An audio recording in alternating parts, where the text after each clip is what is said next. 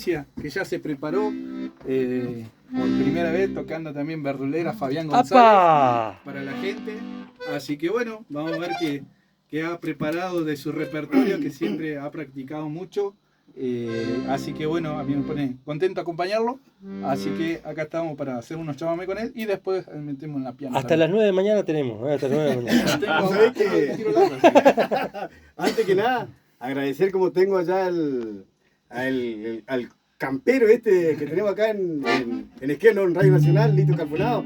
Mi maestro, bueno, que me evocó el acordeón y me enseñó un poco, más o menos, bastante me corrigió algunas cosas. El amigo Juancito Quilaqueo, gran chamamecero de la zona, así que vamos a dedicárselo para él. Muy bueno. Para Juan Quilaqueo y Graciela Paz.